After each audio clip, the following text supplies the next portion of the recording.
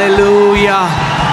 Come on, come on, come on. We worship you, Lord Jesus. We adore you, Lord Jesus. We glorify you. We magnify you, Lord Jesus. Thank you, Father. Thank you, Father. Thank you, Father. Hallelujah. Hallelujah. Hallelujah. Hallelujah. Thank you, Lord Jesus. आइए अपनी आंखों को बंद करें. Let's close our eyes. और अपना पूरा ध्यान थोड़ी देर के लिए आप प्रभु यीशु मसीह पर लगाएं. Let's put all of our awareness on Lord Jesus for some time. और उसको बोलें कि आप आज क्या एक्सपेक्टेशन के साथ आए हैं. And tell him what are you expecting today? Thank you, Father. धन्यवाद पिता. पिता उन आराधकों को तलाश रहा है जो आत्मा और सच्चाई से उसको तलाश रहे हैं. The Father is looking for those worshippers that are seeking him in spirit and truth. Lord Jesus, Prabhu Yeshu, we honor you. हम आपका आदर करते हैं. We have gathered in your name. हम आपके नाम के निमित्त यहाँ इकट्ठा हुए हैं. And you said, और आपने कहा, if 2 or 3 gather in my name, अगर 2 या 3 मेरे नाम से इकट्ठा हों, I will manifest myself in their midst. तो उनके बीच में अपने आप को प्रकट करूं. So Lord, according to your word, इसलिए प्रभु आपके वचन के you अनुसार are here among us. आप यहाँ हमारे बीच में हैं. And Jesus, because you are among us, और यीशु क्योंकि आप हमारे बीच में हैं, today blind will see, आज अंधे देखेंगे, deaf will hear, बहरे सुनेंगे, lame will walk, लंगड़े चलेंगे, cancers will be destroyed, cancers नाश tumors will be होंगे, destroyed. ट्यूमर्स नाश होंगे. Lord, the captives will be set free. प्रभु जो बंधन में पड़े हैं वो आजाद होंगे. Because the Bible tells us क्योंकि बाइबल हमें बताती that है Jesus Christ is the same yesterday, today and forever. He never changes. क्योंकि यीशु मसीह कल आज और हमेशा एक सा है, वो कभी नहीं बदलता. Hallelujah. Father, we thank you for the anointing that is upon this house. पिता हम धन्यवाद देते हैं उस अभिषेक के लिए जो इस घर के ऊपर मौजूद है. Father, I thank you that every person who is under this roof, धन्यवाद पिता, हर व्यक्ति जो इस घर की छत के नीचे they है, have ears to hear and they have a heart that understands. उनके पास सुनने के कान और वो समझने वाला हृदय है. Thank you, Father, that you are doing something powerful among our midst. धन्यवाद पिता, आप हमारे बीच में कुछ बड़ा शक्तिशाली कर रहे हैं. Thank you, Father, that you are raising giants in the spirit from this house. धन्यवाद पिता कि आत्मा में आप महारथियों को उठा के खड़ा कर रहे हैं जगह पे. People who will rule and reign. ऐसे लोग जो राज्य और प्रभुता करेंगे. People who will walk from one victory to another victory. लोग जो एक जय से दूसरी जय में प्रवेश करके चलेंगे. Thank you, Father. धन्यवाद पिता. Thank you for the anointing that is upon the word today. धन्यवाद उस अभिषेक के लिए जो आज के वचन के ऊपर मौजूद है. It will bear great fruit. वो महान फल लाएगा. In Jesus' name I pray. यीशु के नाम में मैं प्रार्थना करता And हूँ. the church says, और कलीसिया ने कहा, Amen, amen, amen. You can be seated. आप बैठ सकते हैं अपने स्थान. Hallelujah. हालेलुया. आज righteousness series का part 4 है. Today is part 4 of Righteousness series. Amen. And you know, the reality is that very few believers they really want to know what righteousness is. हकीकत यह है कि बहुत ही थोड़े विश्वासी हैं जिनको जो जानना चाहते हैं कि धार्मिकता क्या है. Because we have been trained to get shortcut. क्योंकि हमें ऐसा सिखाया गया कि छोटा रास्ता निकालो ढूंढ के. Not realizing that this is the message that will empower you to rule and reign. ये ना पहचानते हुए कि हमें ये वो संदेश है जो हमें सशक्त करेगा प्रभुता और राज्य करने के लिए. I'm telling you in the presence of the Lord, I'm telling you, if you will not just hear this message, but if you will grasp the revelation behind righteousness, मैं प्रभु की उपस्थिति में आपसे कह रहा हूँ, अगर केवल इस संदेश को सुने ही नहीं केवल, लेकिन इसके प्रकाशन को अगर आपने पकड़ लिया, you will walk as a master of devil on this earth. तो आप इस पृथ्वी पर शैतान के स्वामी बनकर जियोगे जीवन भर. Amen. You will rule and reign. आप राज्य और प्रभुता करोगे. If you remember, that's what I've been teaching you. That's God's intent. अगर याद है तो मैं यही सिखा रहा हूँ, परमेश्वर की यही इच्छा है For mankind that they will rule and reign. मनुष्य जाति के लिए कि वो राज्य और प्रभुता करें. Amen. Amen. So this is part 4. If you have not heard the previous parts, then go home and You need to hear them. आज चौथा भाग है, अगर आपने इससे पहले की शिक्षाएं नहीं सुनी है तो घर जाकर सुनना। All right. I want you to be all ears when I'm teaching the word. मैं चाहता हूँ आप कान पूरा ध्यान लगाकर कानों से सुने आज जो मैं शिक्षा दे रहा हूँ। Because faith comes by. क्योंकि विश्वास सुनने के द्वारा आता है। Amen. All right. Let's go to the word. Romans chapter 10 verses 5. रोमी 10 उसका 5। But before I go into the word, let me say this. I was in Dubai recently and I met our family in Dubai. Beautiful people, wonderful people, amazing testimonies. मैं Dubai में था और हम अपनी Dubai के परिवार से मिले। अद्भुत लोग, खूबसूरत लोग और अद्भुत गवाहियां हैं वहाँ। Amen. And this is just the beginning. और ये सिर्फ शुरुआत है। Amen. Be ready. तैयार हो जाओ। Amen. Hallelujah. FOLJ is going to nations. FOLJ देशों में जा रहा है। All right, all right. Okay, Romans chapter 10 verses 5. रोमी 10 उसका 5। And don't just hear, I just want you to become one with the word. सिर्फ सुनना मत, मैं चाहता हूँ आप वचन के साथ एक हो जाओ। Okay? I want you to celebrate the word. मैं चाहता हूँ आप वचन को आनंद से मनाओ, एक हर्ष। Amen. Let this be a house where the word of God is celebrated. ये एक ऐसा घर हो जहाँ परमेश्वर के वचन जो है वो आनंद से मनाया जाता है। Amen. All right. For Moses writes about the righteousness which is of the law. क्योंकि मूसा ने यह लिखा है कि जो मनुष्य उस धार्मिकता पर जो व्यवस्था से है। If you remember, I taught you how there is righteousness of man, which is the righteousness of law, and there is righteousness of God, which is the righteousness of faith. अगर याद है तो मैंने सिखाया था वो मनुष्य की धार्मिकता जो व्यवस्था से है और परमेश्वर की धार्मिकता जो विश्वास से है। For Moses writes about the righteousness which is of the law. क्योंकि मूसा लिखता है उस धार्मिकता के बारे में जो व्यवस्था से है। The man who does those things shall live by them. जो मनुष्य उसके द्वारा चलेगा उसके अनुसार ही जीवित रहेगा। Which man?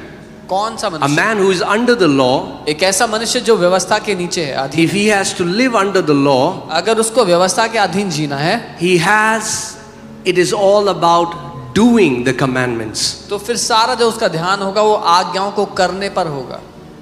The man who, come on, talk to me. The man who, are you alive? The man who does those things shall live by them. Come on, repeat that. The man who does those things shall, yeah. जो मनुष्य उसके द्वारा चलता है उसी से जीवित रहेगा, बाइबल कह रही है। Okay, so the righteousness of the law is all about doing. तो व्यवस्था की जो धार्मिकता है उसमें सारा मुद्दा करना है। Okay, and see the thing is in the churches today, और बात यह है कि आज कलीसियाओं में when people go to the church, जब लोग कलीसिया जाते people हैं are only taught about doing. तो उनको केवल सिखाया जाता है करने के बारे में। And they don't even realize that they are taking people to the righteousness which is of the law. और वो इस बात पर ध्यान भी नहीं देते कि वो लोगों को उस धार्मिकता की ओर ले जा रहे हैं जो कि व्यवस्था से आती है। Pastor, I have a sickness. What should I do? Pastor मुझे बीमारी है, क्या करूं? Fast. उपवास करो। Okay. अच्छा। What else? My और क्या business is not running. मेरा बिजनेस ही चल रहा। Pray for 8 hours. 8 घंटे प्रार्थना करो।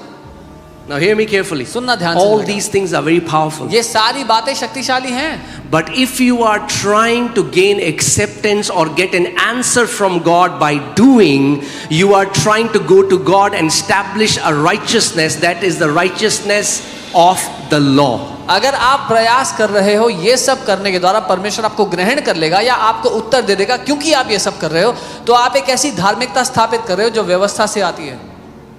Most of the people when they come to church, their first question is, what should I do? अधिकतर लोग जब चर्च आते हैं उनका पहला सवाल होता है मुझे क्या करना है? क्या करूं बताओ? Tell me what should I do? बताओ क्या करूं? Tell me what should I do? Their focus is on doing. उनका पूरा ध्यान करने के ऊपर है। Moses writes about righteousness that is of the law. So that means most of the Old Testament, when you read it, it's all about righteousness of law. मूसा लिखता है एक ऐसी व्यवस्था, एक ऐसी धार्मिकता के बारे में जो व्यवस्था से आती है, और अधिकतर पुराना नियम जब आप पढ़ोगे तो वो उस धार्मिकता के बारे में जो व्यवस्था से है।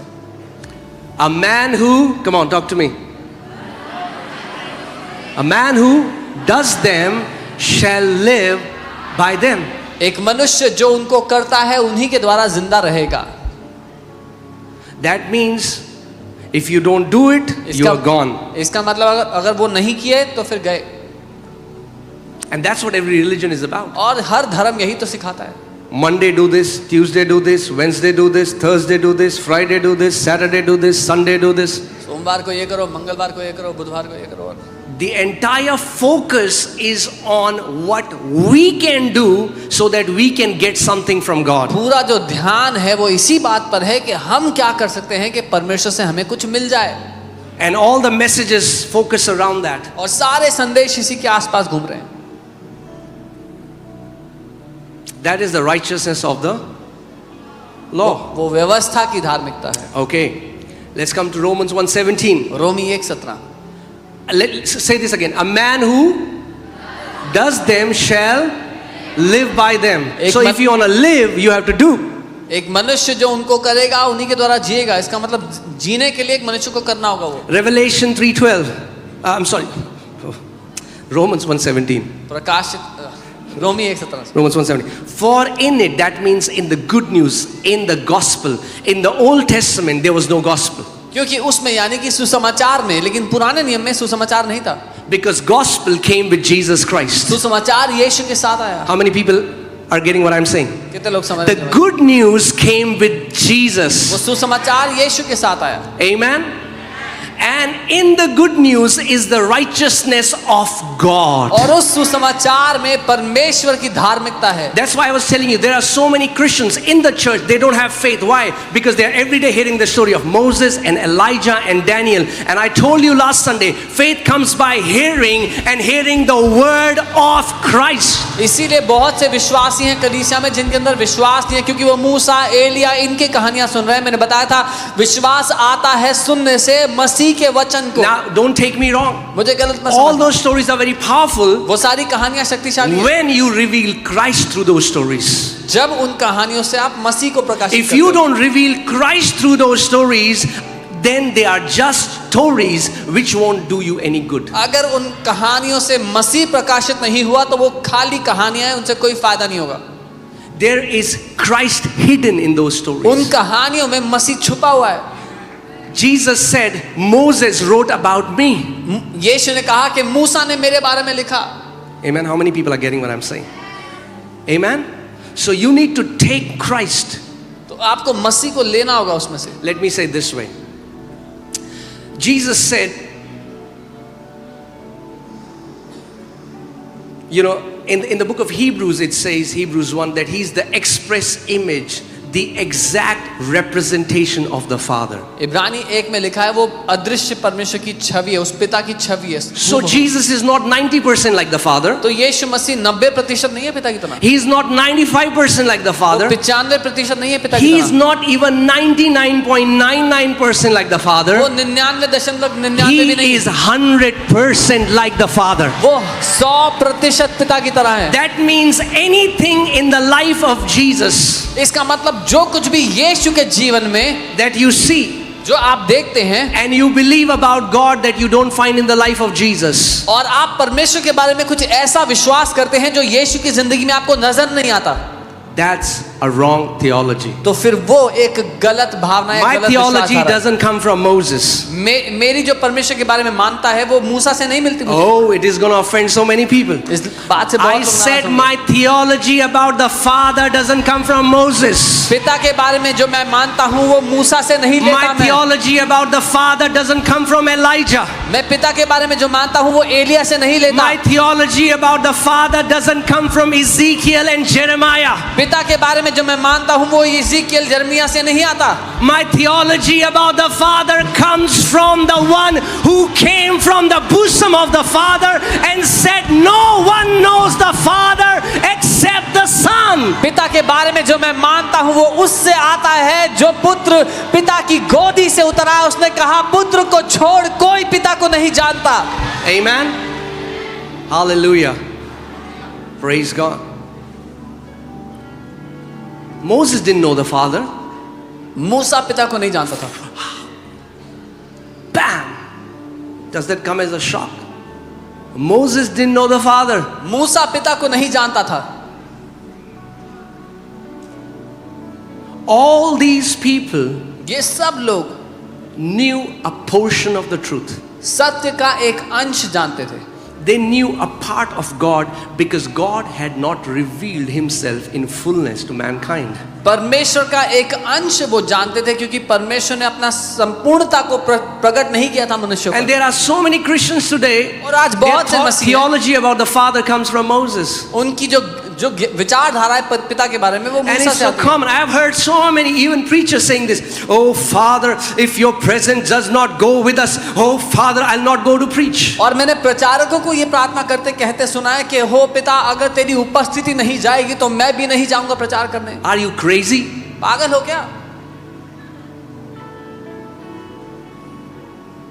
Paul says, do you not know that you are the temple of the Holy Spirit and the Spirit of God doesn't visit you, dwells in you. पौलुस कहता है क्या तुम नहीं जानते कि तुम पवित्र आत्मा का मंदिर हो.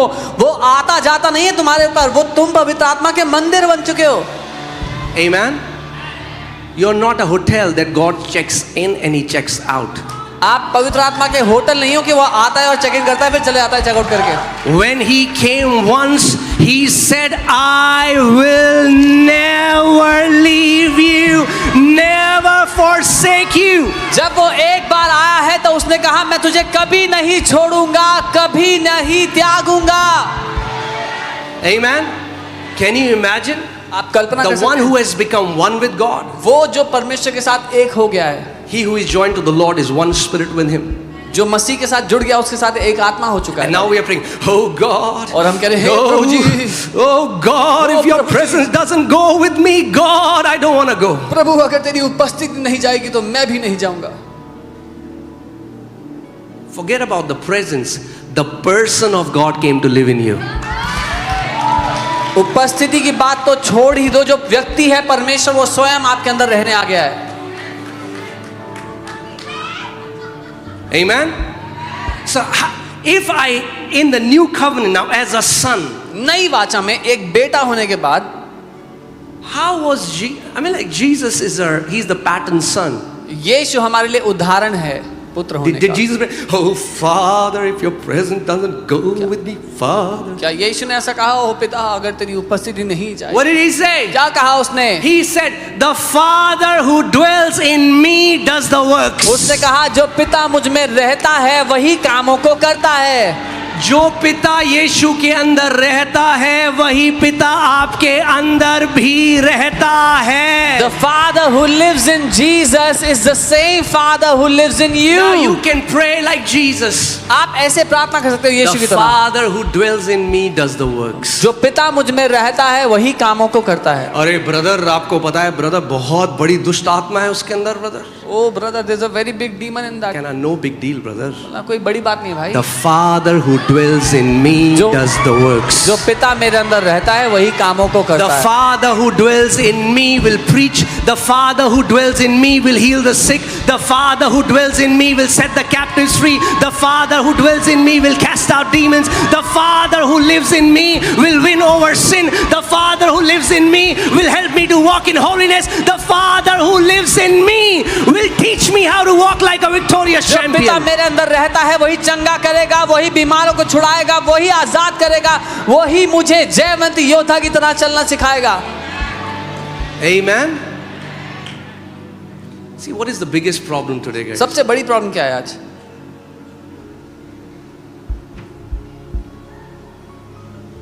What is the biggest thing that we need? We need the revelation of what Jesus Christ has done, already done. सबसे बड़ी हमारी जरूरत क्या है? वो ये है कि हमें प्रकाशन हो कि यीशु मसीह ने पहले से ही जो कर दिया है हमारे. नहीं पास्टर, वो सब नहीं चाहिए हमें. Oh no pastor, we don't want all that. हमें बताओ करना क्या है. Tell us what should we do? बताओ करना क्या है. Tell us what to do.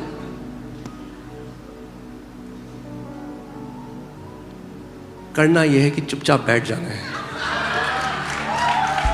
All you have to do is sit down और वचन quietly को सुनना है. and hear the word of God. एक मिनिस्ट्री से हमारे पास कुछ लोग आए which were superly abused.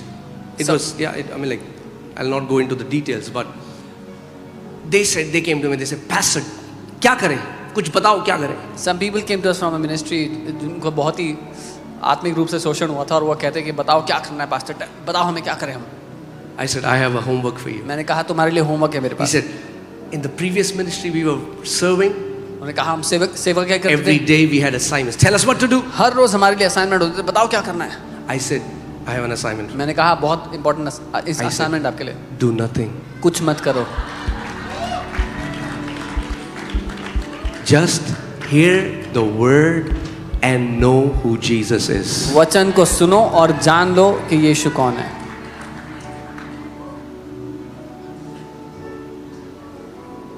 Can you imagine you get married and your wife says, come on, honey, husband, whatever, tell me what to do. क्या बनाओ? पराठे बनाओ, ये बनाओ, वो बनाओ, घर साफ कर दूं.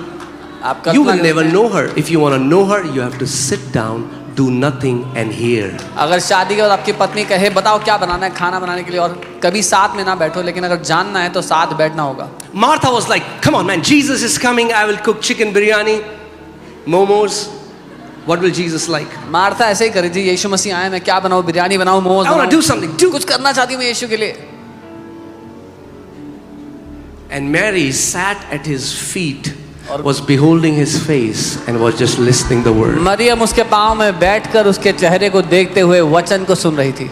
And Jesus said, और यीशु ने कहा, Mary has chosen a better portion, Maryam ने अपना उत्तम भाग चुन लिया है, which will not be taken away from her. जो उससे छीना नहीं जाएगा. You know what irritates religious people? पता है धार्मिक लोगों को किस बात से गुस्सा आता है? This guy doesn't even fast as much as I fast. He doesn't pray as much as I. How is he prospering and flourishing? ये आदमी तो उतना उपवास और प्रार्थना भी नहीं करता जितना मैं उपवास प्रार्थना करता हूँ, तो फिर ये उन्नति कैसे कर रहा है, मैं नहीं कर रहा हूँ. Because they don't know the secret. क्योंकि उनको रहस्य नहीं पता. It's not about doing. मुद्दा करने के बारे में नहीं है. Okay. Hallelujah. Hallelujah. Amen. Praise God. Can we be happy in the house of God? क्या हम खुश हो Some सकते of हैं you प्रभु look के घर very में? serious in this place. कुछ लोग बड़े गंभीर हैं. Okay. Hallelujah. The kingdom of God, there is joy in it. परमेश्वर के राज्य में आनंद है. Praise God. The Bible doesn't say it's righteousness, peace and sadness. Bible ये नहीं कहती धार्मिकता, शांति और It दुख. doesn't even say righteousness, peace and seriousness. धार्मिकता, शांति और गंभीरता भी नहीं लिखा हुआ. Joy. Anand. Okay. All right. Let me come back to the track. For in it, in the gospel, the righteousness of God is revealed. क्योंकि उसमें यानी कि सुसमाचार में परमेश्वर की धार्मिकता प्रकट होती है.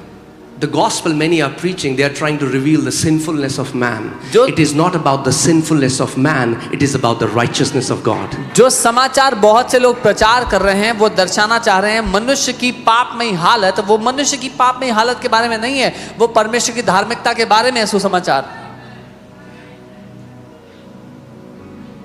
Amen? All right. Righteousness of God is revealed from faith to faith. परमेश्वर की धार्मिकता विश्वास से विश्वास में प्रकट As होती है. it is written, जैसा लिखा है. the just, or that means righteous. जो Just धर्मी word है, here is the word righteous. Righteous will live by. धर्मी जन विश्वास से जीवित रहेंगे. Remember the people who do them will live by them. The people who are under the law, they live by doing. The people who are under grace, they live by faith. So व्यवस्था के लिए लिखा था जो लोग उसके अनुसार काम करते हैं उसी के अनुसार जिएंगे, लेकिन जो लोग विश्वास के अनुसार जीते हैं, जो अनुग्रह के अधीन है, वो विश्वास से जिंदा रहेंगे. Faith in what? किस बात पे विश्वास है? What is? We don't have faith in our own faith. हमें अपने विश्वास पे विश्वास नहीं है. That's stupid faith. वो तो बेवकूफी भरा Some people विश्वास say, होता है. हाँ विश्वास होना चाहिए, विश्वास. कुछ लोग कहते हैं you should have faith, you should have faith. किस पे होना चाहिए? और किसी पे भी कर विश्वास हो. अरे भैया,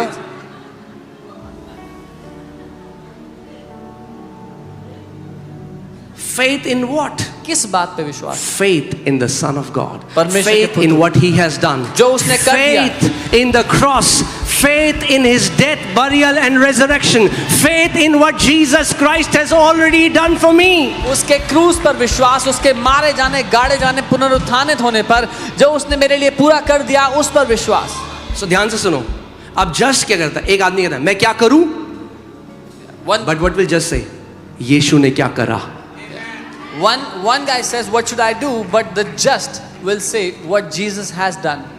And on the cross, क्रूस पर he said, उसने कहा, it is finished. It is done. The price has been paid. It is done. उसने कहा पूरा हो गया, खत्म हो गया, दाम चुका दिया गया है. So now what will the righteous do? अब धर्मी क्या करेगा? The righteous will live by what Jesus has done. धर्मी उसके अनुसार जिएगा जो यीशु ने कर दिया है. Are you guys with me?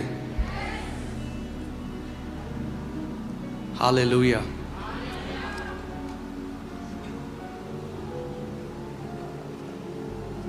Okay. I want to take you somewhere. So this righteousness is the righteousness of faith. ये धार्मिकता विश्वास की धार्मिकता है. Oh, hallelujah. Romans 10, let's see verse 6. रोमी 10 उसका 6. But the righteousness of faith speaks. Just stop here. Underline it in your Bible. The righteousness of faith speaks. विश्वास की धार्मिकता बोलती है. The righteousness of law does. The righteousness of faith speaks. व्यवस्था की धार्मिकता करती है, विश्वास की धार्मिकता बोलती है. Did you get it? समझे? I don't think you got it. मुझे लगा नहीं आप Hear it again. सुनो दोबारा. The righteousness of law does. व्यवस्था की धार्मिकता करती है. The righteousness of faith speaks. विश्वास की धार्मिकता बोलती है. And that's the problem. In many churches, people are taught about doing and rarely people are taught how to speak. और यही समस्या है. बहुत सी कलीसिया में लोगों को सिखाया जाता है अधिकतर करना क्या है, करने के बारे में. बहुत ही कम लोगों को सिखाया जाता है क्या बोलना है या कैसे बोलना है.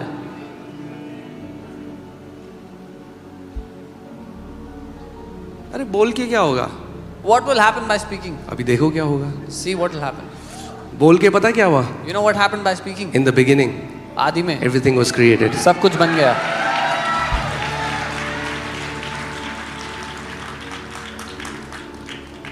God rules by speaking. परमेश्वर बोल करके राज्य करता है. Hear this. सुनिए. Righteous rule by speaking. धर्मी जन बोल करके राज्य Righteous करते हैं. flourish by speaking. धर्मी जन बोल Righteous करके are उन्नति करते healed हैं. by speaking. धर्मी जन चंगे होते हैं बोल करके. Righteous defeat devil by speaking. धर्मी जन शैतान को हराते हैं बोल करके. Amen. Hallelujah. Okay, but the righteousness of faith speaks in this way. Do not say in your heart who will ascend to heaven, that is to bring Christ down from above. विश्वास की धार्मिकता यूं नहीं कहती कि स्वर्ग First, it कौन is teaching चढ़ेगा. us how the righteousness of faith doesn't speak. पहले वो हमें सिखा रही है कि विश्वास की धार्मिकता कैसे बात नहीं करती. You don't need to go 2000 years back to go to a physical Jesus. 2000 साल पीछे जा करके शारीरिक जीसस के पास जाने की जरूरत नहीं है. Oh, I don't know what will happen. मुझे नहीं पता क्या होगा. That's not how the way righteousness of faith speaks. पर विश्वास की धार्मिकता ऐसे बात नहीं करती.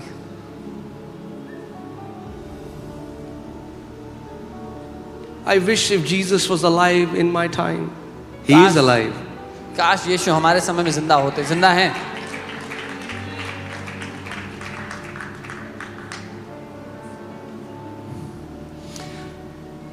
But what does it say?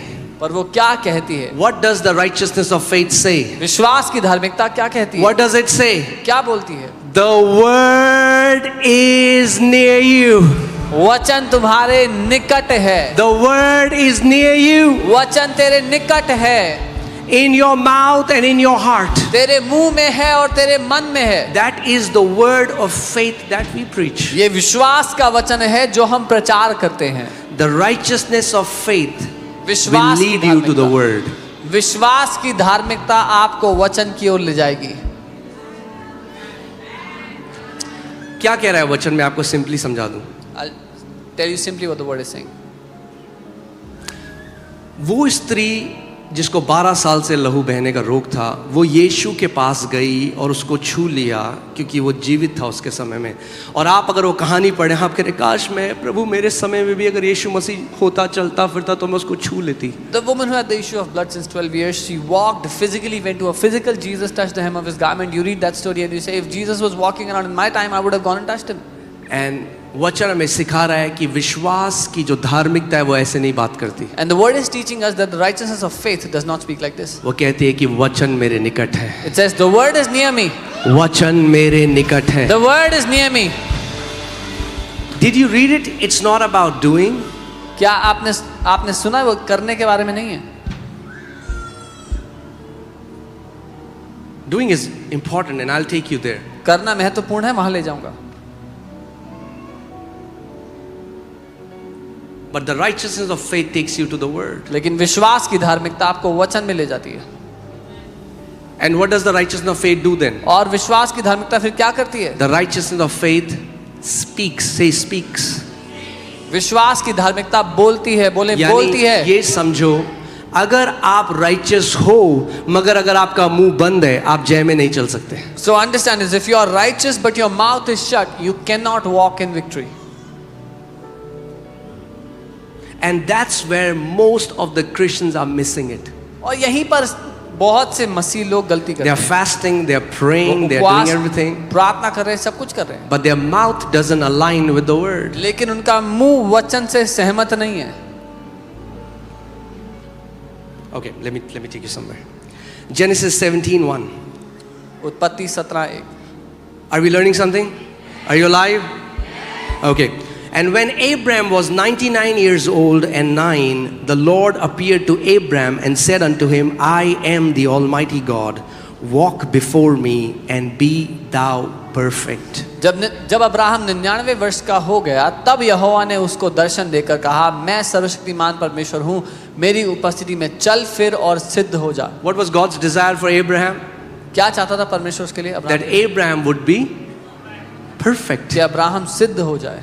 This word perfect means of full age or means mature. ये जो शब्द है सिद्ध, ये है उम्र में पूरा होना या परिपक्व होना, सयाना होना। Okay. Now what God's desire for Abraham was, जो परमेश्वर की इच्छा अब्राहम के लिए थी, वही परमेश्वर की इच्छा आपकी और मेरे लिए भी है। What God desired for Abraham, He desires for you and me as well. मगर क्या है कि व्यवस्था के द्वारा कोई भी परफेक्ट नहीं हो सकता। But by the law, no one can be made perfect. Let's go to Hebrews chapter 10 verses 1. Is it okay if we read some scriptures? इब्रानी 10 उसका 1 पे जाते हैं। ध्यान से सुनिए, Hebrews 10:1. For the law, having a shadow of the good things to come and not the very image of the things, can never, say never. Say law, never. Say law, never. Yeah. क्योंकि व्यवस्था जिसमें आने वाली अच्छी वस्तुओं का प्रतिबिंब या परछाई है, पर उनका असली स्वरूप नहीं, इसलिए उन एक ही प्रकार के बलिदानों द्वारा वो कभी भी नहीं कर सकती है। Okay, hear this. What does never mean? कभी नहीं का मतलब Never doesn't mean sometime. कभी नहीं का मतलब कभी कभी नहीं होता। Never doesn't even mean once. वो एक बार भी नहीं होता। Never means कभी नहीं मतलब never. कभी नहीं। The Bible says Bible the कहती है law could never, with these same sacrifices which they offer continually year by year, make those who approach what? Perfect. और बाइबल कह रही है क्योंकि व्यवस्था जो है वो बार बार चढ़ाए गए बलिदानों के द्वारा अपने पास आने वालों को कदापि सिद्ध नहीं कर सकती। In the Old Testament, they are taking these sacrifices. पुराने नियम में हर साल बलिदान लेके जाते थे। They are fasting 3 times a उपवास week. करते थे 3 बार। They are following all the festivals. सारे जो पर्व थे उसको मनाते थे। They are doing all of that. वो सब कुछ करते They are tithing. दशमांश देते थे। But God says they are babies. पर परमेश्वर ने कहा वो बच्चे हैं। The law could never make them perfect. व्यवस्था उनको कभी भी सिद्ध This नहीं word कर सकती। perfect has 2 meanings. First is blameless. ये जो सिद्ध शब्द है इसके 2 अर्थ हैं। पहला है जिसमें कोई दोष ना हो, दाग रहित। That means when God, see, that's the beauty of God. यही खूबसूरती है परमेश्वर That's the wisdom of God. की, ये उसकी बुद्धि है। God has done something परमेश्वर ने कुछ किया that है when God looks at you, कि जब परमेश्वर आपको देखता है He sees you blameless. तो वो आपको दोष मुक्त देखता है. It is His doing. वो उसका करना है. You didn't get it. आप समझे नहीं. In the wisdom of God, परमेश्वर ने अपनी बुद्धि के अनुसार God did something परमेश्वर ने कुछ ऐसा कर दिया so that when you stand before Him and when He scrutinizes you, जब आप उसके सामने खड़े हो और आपको परखे, He will see you blameless. तो आपको साफ पाए, दोष मुक्त पाए. And the law can never make us perfect. और व्यवस्था कभी भी हमें सिद्ध नहीं कर सकती. Okay, but God told Abraham, I want you to become what? Perfect. पर परमेश्वर ने अब्राहम से कहा, मैं चाहता हूं तो सिद्ध हो जाए. Be of full age. पूरी उम्र का, यानी कि सयाना. Verse 2. For then would they not have ceased to be offered? दूसरी आयत, नहीं तो उनका चढ़ाना बंद क्यों ना हो जाता. Now, I've told you when you read the Bible, you need to read the Bible in context. मैंने कहा है जब बाइबल पढ़ो तो कॉन्टेक्स्ट, मुद्दे के अनुसार पढ़ो. Huh? Verse 2 comes after verse. Come on, you guys are so smart. दूसरी आयत पहली आयत के बाद आती है. Amen. Wow. There's some revelation flowing here. Okay, let me ask again. Verse 2 comes after verse 1. Some people like. Okay, here. Verse 2 comes after verse. Oh, hallelujah. Praise God. So, verse 1 में he's talking about being perfect. Verse 2 में he explains what does being perfect mean. पहली आयत में वो सिद्ध होने के बारे में बताते हैं और दूसरी आयत में बताते हैं सिद्ध होने का अर्थ क्या होता है. When you become mature in Christ, when you grow in Christ, what will happen to you? जब आप मसीह में परिपक्व हो जाओ तो क्या होगा. For then they would not have ceased to be offered.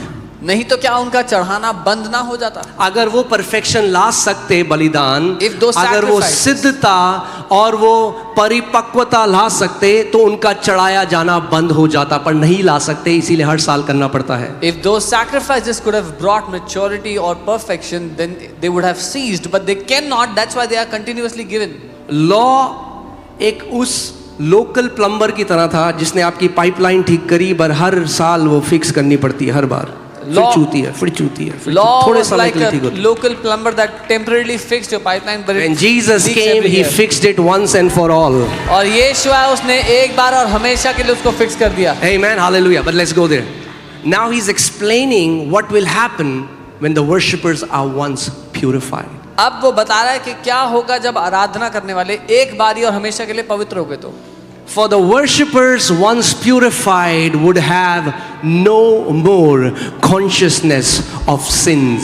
इसलिए जब सेवा करने वाले एक ही बार शुद्ध हो जाते तो फिर उनका विवेक उन्हें पापी ना Oh, ठहराता. I wish you will get it. काश आप I ये समझ पाए. pray that you will get it today. प्रार्थना करता हूँ आज आप समझ पाओ. When a believer matures in Christ, जब एक विश्वासी मसीह में परिपक्व होता है, he no longer has consciousness of sins. तो फिर वो पापों का विवेक नहीं रखता.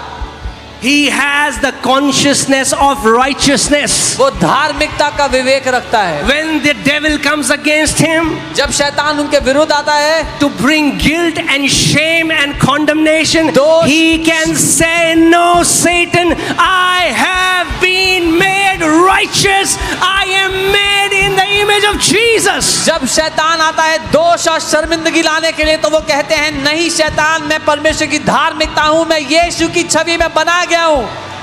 Amen. Many times, now what am I saying is a very sensitive thing and we are already attacked for it. और जो मैं कह रहा हूं वो बहुत ही संवेदनशील बात है और पहले से ही हम पर हमला किया जाता है. People think they are forgiven because they confess their sins again and again. लोगों को लगता है उनको इसीलिए क्षमा मिली है क्योंकि बार बार वो माफी मांगते हैं अपने पापों के लिए. It's like in the Old Testament you have to offer the sacrifice again and again. वो ऐसा है जैसे पुराने नियम में आपको बलिदान बार बार चढ़ाना है, बार बार चढ़ाते रहना है, हर साल चढ़ाते रहना है. Does the Bible tell you that God has forgiven you of your sins today? क्या बाइबल ये कहती है कि परमेश्वर ने आपके पापों को आपको आज माफ कर दिया है? The worshippers once purified will have no more consciousness of sins. That's a done deal. क्योंकि जब एक बार आराधना करने वाले पवित्र कर दिए गए तो फिर उनके लिए पाप का विवेक ना रहेगा, उनमें दोष ना रहेगा उसका. Are you guys with me?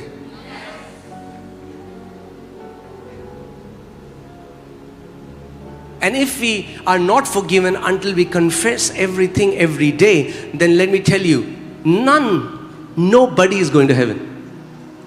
Nobody. और अगर हर दिन हर समय हर बंदा अंगीकार नहीं करेगा तो कोई भी स्वर्ग नहीं जा रहा फिर तो. Not even one preacher. Nobody is going to heaven. एक भी प्रचारक भी नहीं जा रहा स्वर्ग फिर तो.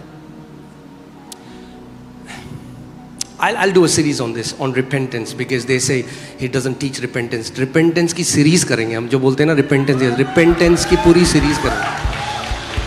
We'll do a series on repentance. Because they don't understand what the word repentance means anyway. But hear this, people who think जो लोग सोचते हैं that if you don't confess everything, you're not forgiven. कि अगर आपने हर बातों के लिए माफी नहीं मांगी तो आपको माफी नहीं And if you're not forgiven, you cannot go to heaven. अगर माफी नहीं मिली तो स्वर्ग नहीं जाओगे. What happened when that thief on the cross was next to Jesus? क्या हुआ था जो क्रूस पर वो चोर था यीशु के साथ? Did he say on the cross? क्या उसने कहा? Oh dear Lord Jesus, ओ प्यारे प्रभु यीशु मसीह, I am a wretched sinner, मैं तो Lord. एक बड़ा पापी इंसान हूँ. Please forgive all my sins. Please मेरे सारे पापों को माफ कर दो. Did he confess his sins? क्या उसने अंगीकार किया? Come on, have you read your Bible? Can you Bible put that पढ़ी scripture? Did that thief on the cross confess his sins? क्या उस चोर ने अपने पापों का अंगीकार किया था क्रूस पे? You know what he confessed? पता है उसने क्या अंगीकार किया He था? confessed that Jesus is Lord. उसने ये अंगीकार किया था कि यीशु प्रभु है. He said, Lord, उसने कहा प्रभु, today आज when you enter your kingdom, जब तू do अपने राज में not जाए, forgive me, do not forget me. तो मुझे मत He भूलना. confessed Jesus. We are made righteous by confessing Jesus. We are healed by confessing Jesus. We are prosperous by confessing Jesus. We walk in victory by confessing Jesus. उसने यीशु का अंगीकार किया था. हम माफ किए जाते हैं जब यीशु का अंगीकार करते हैं. हम चंगे होते हैं जब यीशु का अंगीकार करते हैं. हम धर्मी ठहरा जाते हैं यीशु का अंगीकार करते हैं. Amen. Now, please don't misunderstand me. When you feel you messed up, जब आपको लगता है आपने गलती कर दी, or you did something you shouldn't have done as a son of God, कुछ ऐसा कर दिया जो परमेश्वर का बेटा होने We के go नाते to नहीं God करना था, आप परमेश्वर के and we पास say जाओ sorry, और उससे माफी मांगो. not to ask for that he will not forgive us and will not go to heaven. इसलिए नहीं कि वो माफ नहीं करेगा तो हम स्वर्ग नहीं जाएंगे. What do you do when Bible कहती है कि जब तुमने एक दूसरे का दिल दुखाया वहां जाके उनको माफी मांगो? क्या वो दूसरा बंदा मेरे को स्वर्ग भेज रहा है क्या? क्यों कह रहा है? Just so that the enemy won't be able to put anything in you. You just go into the Father's presence. You say, Father, I'm sorry. Bible says if one has done something against the other, go and ask for forgiveness. Not that the other person is sending you to heaven. जब आप पिता के पास जाते हैं माफी मांगते हैं, Not because of a transaction, because of a relationship. एक लेन देन की वजह से नहीं, एक रिश्ते की वजह से. जब हम एक दूसरे को कभी आप दिल दुखाते हो आप जाके उन्हें सॉरी बोलते हो. That's what a confession is. You just go to your father and say, Daddy, I'm sorry. When you hurt someone, you go and say sorry. This is how it is. आप पिता से जाके माफी मांगते हैं. But as far as God is concerned, पर जहाँ तक परमेश्वर की बात है, you are purified once. आप एक बारी और And हमेशा you के are लिए पवित्र हो. perfected once forever, the Bible और says. हमेशा के लिए सिद्ध कर दिए गए, बाइबल कहती है. Amen. How many people are getting me? When that jailer,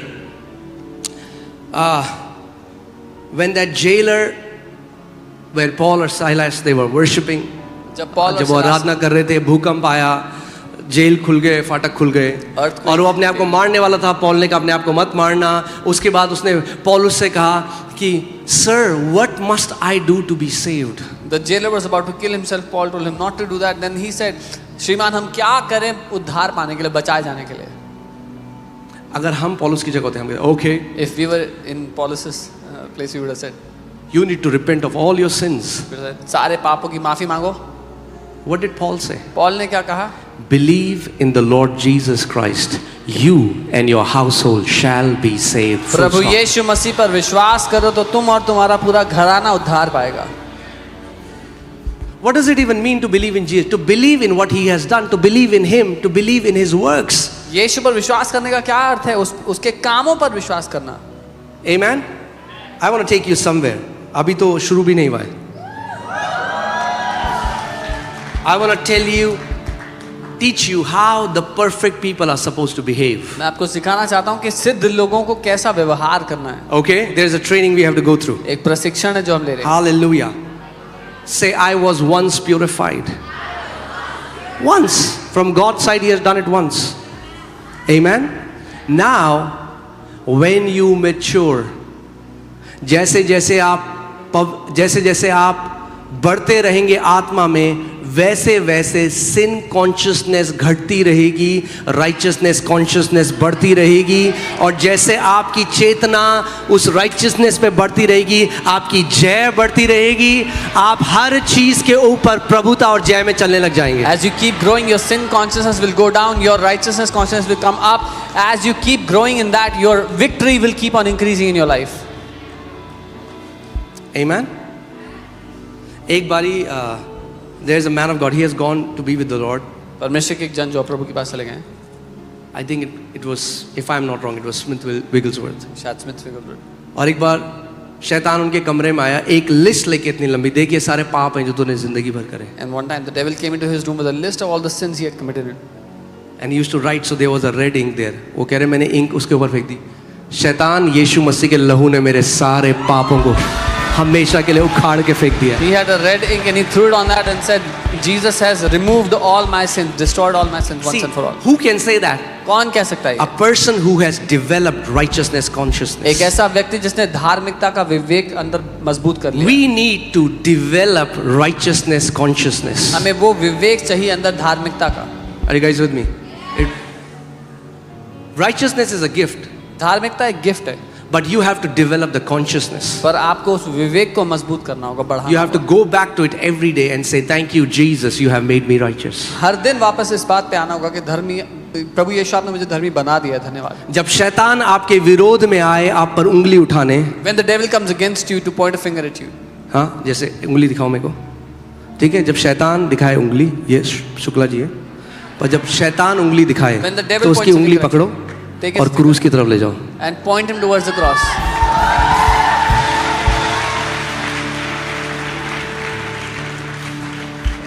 Okay? Just live by faith. Okay? Just shall live by faith. Let's go to Galatians 2:20.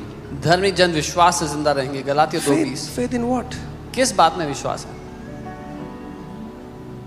मैं आपको, आपका जो स्ट्रगल पाप के साथ है ना खत्म हो जाएगा। पाप पाप Your पाप। struggle with sin will finish once and जिंदगी for में all. पाप, प्रभु माफ कर दे, प्रभु पाप, प्रभु माफ कर दे, प्रभु Sin, पाप माफ Lord कर दे, forgive प्रभु me, पाप sin, माफ कर दे। Lord forgive me, sin, Lord forgive me.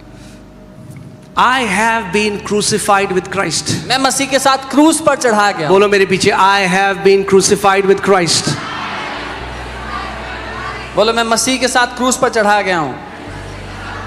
Hear this.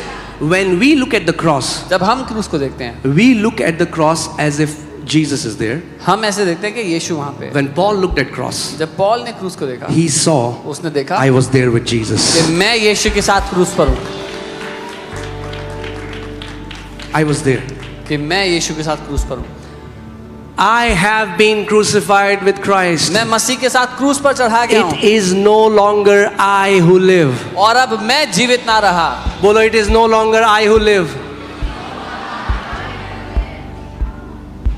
That's what Jesus said. You have to deny yourself. यीशु ने ये कहा कि अपना इनकार करना होगा। It is no longer I who live, अब मैं जीवित ना रहा, but Christ lives in me. पर मसीह मुझ में जीवित है। It is no longer I who live. अब मैं जीवित ना रहा। मेरी सक्सेस, मेरे फेलियर्स, My मेरी success, कमियां, my failure, मैं जो बहुत अच्छा था, सब my कुछ क्रूस weaknesses. पे नेल हो गया। अब केवल मसीह है जो मेरे अंदर जीता है। Everything was crucified on the cross. Now only Christ lives in me. Now, hear this. सुनिए, The just shall live by.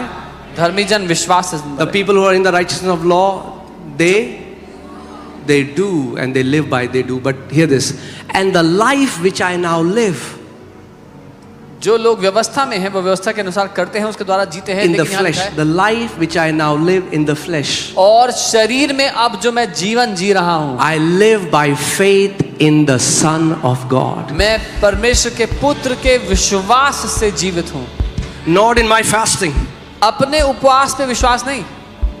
Oh, मैं बहुत धर्मी हूँ। क्यों हो आप धर्मी?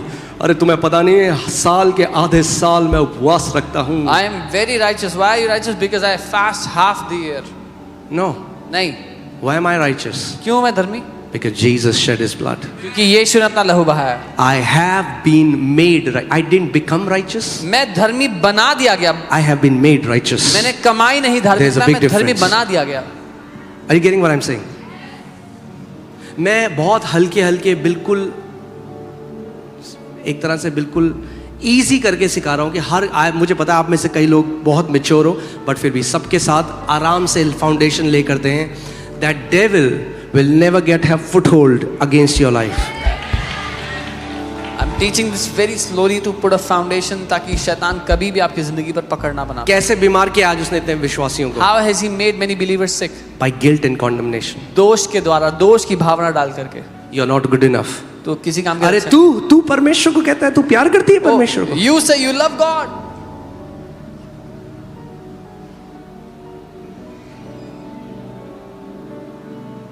But when you develop righteousness consciousness, पर जब आप धार्मिकता का विवेक मजबूत इसीलिए मैंने आपको क्या कहा, कई मसीहों से मैं मिला 40 साल हो गए उपवास रखते हुए, मगर एक हार की जिंदगी जी रहे हैं। क्यों? क्योंकि they have not developed righteousness consciousness. I met many believers, they've been fasting since 40 years but living a defeated life because they've not built a righteousness consciousness. The day you develop righteousness consciousness, जिस दिन आपने धार्मिकता का विवेक मजबूत कर लिया, you will live as a master of devil. आप शैतान का स्वामी बनकर जियोगे। Amen. Hallelujah. बहुत मुश्किल होगा शैतान को आपके अंदर गिल्ट और कॉन्डमनेशन डालना। It'll be very difficult for the devil to put guilt in your heart. Hallelujah. Okay, let's see. Ooh. So this was your nature. You have become blameless now. अपने स्वभाव में आप दोष मुक्त बन चुके हो। Do you know that God cannot condemn somebody whom He has already declared righteous? क्या आप जानते हो परमेश्वर एक ऐसे व्यक्ति पर दोष नहीं लगा सकता जिसको उसने पहले से ही धर्मी ठहरा दिया है। एक कोर्ट में केस चल रहा है। There's a case in a एक व्यक्ति है जिसको पकड़ लिया है कि इसने मर्डर करा है एक।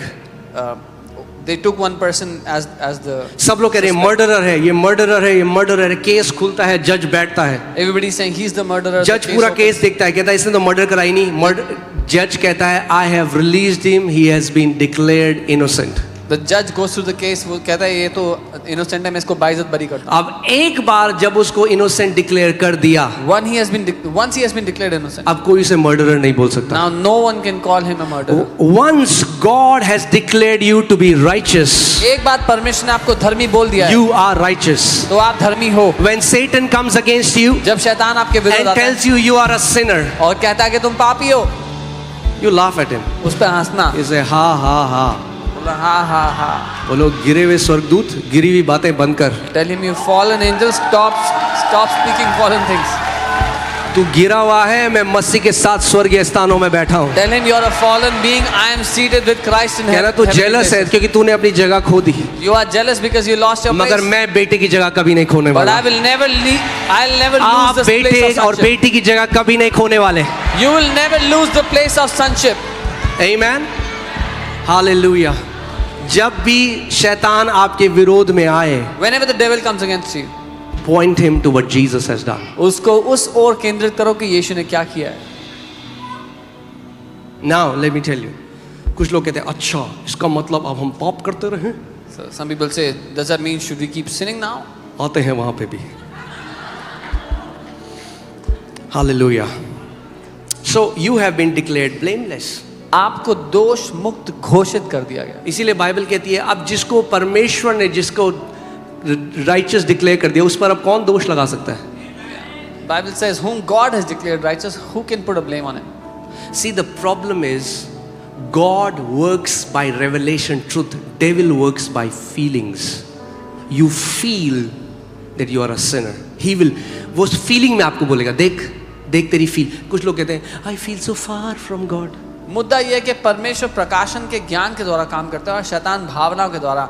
लोग को भावना में महसूस होता है कि वो पापी हैं, उनको भावना में शैतान, वो कहते हैं मुझे परमेश्वर से बड़ा दूर महसूस होता है। I feel so far. मुझे इतना दूर महसूस होता है। Yeah, that's the problem. There's feeling. यही दिक्कत है भावना की। God works by truth. परमेश्वर सत्य के द्वारा काम करता है। Jesus didn't say feel me. He said believe me. यीशु ने ये नहीं कहा मुझे महसूस करो, यीशु ने कहा मुझ पर विश्वास करो। Some people say, oh, I'm feeling the vibe, brother. No, we don't go by the vibe, brother. We go by the revelation truth. हम वाइब के द्वारा नहीं जीते, हम प्रकाशन के सत्य के द्वारा जीते हैं। अगर ये वचन में उसने कह दिया तो मैंने उसको अपनी नींव बना लिया और मैंने उसको पकड़ लिया। If he has said it in his word, then I have taken hold of it and made it my foundation. And some people think, because devil, religious spirit, you know, they religious spirit think, oh, who do these people think they are? Yeah, the religious spirit says, ये कौन सोचते हैं अपने आप को, कौन है ये? Who are these people? कौन समझते हैं अपने आप को ये? Huh? They are talking like that. We are sinners. ऐसे बात करें, हम तो पापी हैं। That's false humility. ये झूठी नम्रता है। True humility is, सच्ची नम्रता hear है। this, true humility is calling yourself what your father calls you. सच्ची नम्रता है अपने आप को वो बोलना जो आपका पिता कहता है कि आप हो। अरे अगर मैंने अपने बेटे का नाम जूडा रखा है तो अपने आप को क्या बोलेगा वो? अरे जूडा बोलेगा, क्योंकि बाप ने उसका नाम दिया है जूडा। जब बाप ने बोला तुम धर्मी हो तो बोलो मैं धर्मी हूं भाई। When I have named my son Judah, he will call himself Judah. When your father has said you are righteous, then call yourself righteous. Amen. Hallelujah. Call yourself what your heavenly father calls you. अपने आप को वो बोलो जो स्वर्गीय पिता आपके बारे में कहता है। Say I'm righteous. बोलो मैं धर्मी हूं। I have been perfected. मैं सिद्ध किया गया हूं। अब सुनो, righteous हो चुके हो, blameless हो परमेश्वर की नजरों में। You are righteous and blameless in मगर God's अब eyes. righteous लोगों को एक ट्रेनिंग में जाना है। But now righteous people need to go into a training. यहाँ पे कई लोग मिस कर देते हैं। That's where many people miss. Okay? मैंने आपको क्या बताया? Righteousness of faith. विश्वास, The righteousness of faith speaks. विश्वास की धार्मिकता बात करती है। The righteousness of faith speaks. विश्वास की धार्मिकता बोलती है। Let's go to James chapter 3 Yakub 3 verses 2. Are you alive? सब जिंदा है? Amen. Hallelujah. For we all stumble in many things. That what James is saying is perfection is not about being flawless. हम सब बहुत बार चूक जाते हैं और याकूब ये नहीं कह रहे कि सिद्धता का मतलब है कोई भी गलती होगी नहीं। He's an apostle वो एक प्रेरित हैं who wrote the Bible, a book in the Bible. जो बाइबल में एक किताब लिख। And he says we all stumble in many things. और वो कहते हैं हम सब बहुत बार चूक जाते हैं। So being perfect doesn't mean being flawless. So सिद्ध मतलब ये नहीं कि कभी गलती होगी नहीं आपसे। Okay, we all stumble in many things. क्योंकि हम सब बहुत बार चूक जाते हैं। Let's see the definition of perfect in God's standard. तो हम परमेश्वर के अनुसार सिद्धता की If परिभाषा। anyone does not stumble in word, he is a perfect man. जो कोई वचन में नहीं चूकता वही तो सिद्ध मनुष्य है। He who does not stumble in word is a perfect man. जो कोई वचन में नहीं चूकता वही तो सिद्ध मनुष्य है। You got the revelation? प्रकाशन मिल गया। Law is about doing. व्यवस्था करने के बारे में। Righteousness is about speaking what Jesus has already done. धार्मिकता बोलने के बारे में है जो यीशु ने पहले से कर दिया है। So सिद्ध मनुष्य कैसा है? What is a perfect man जो like? बोलने में नहीं चूकता, He who does not waver in speech. जो नहीं कहता चर्च में आके I'm righteous और फिर अगले दिन प्रार्थना करता है, ओ प्रभु जी मैं पापी मनुष्य, निकट पापी Nattu. A person who in the church says I am righteous and goes home and prays next day I am a sinner. You have stumbled in the word. अपने वचन में आप चूक गए। You have stumbled in the word. अपने शब्दों में चूक गए। Amen? Okay. If you get this, you will conquer every addiction, every habit that has bound you for centuries. Centuries तो नहीं है, but ठीक है. अगर आप ये Decades. समझ गए तो आप हर एक बंधन से, हर पाप की आदत से मुक्त हो जाओगे। जैसे आपको Generations बांध के रखा maybe. है। Okay. If anyone does not stumble in word, he is a perfect man, able also to bridle the whole body. Oh hallelujah. जो कोई वचन में नहीं चूकता वही तो सिद्ध मनुष्य है और सारी देह पर भी लगाम लगा सकता है। So perfect man कौन है? Who's a perfect man? Who does not stumble in word. जो अपने वचन में नहीं चूकता।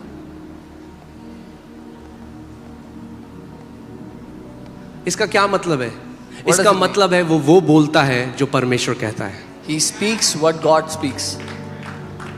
एक बेटा प्रभु यीशु मसीह ने कहा, मैं खुद से कुछ नहीं बोलता, मगर जो पिता को कहता हुआ सुनता हूँ वही बोलता हूँ. Jesus said, I do not speak anything, but what I hear the Father speak, I speak.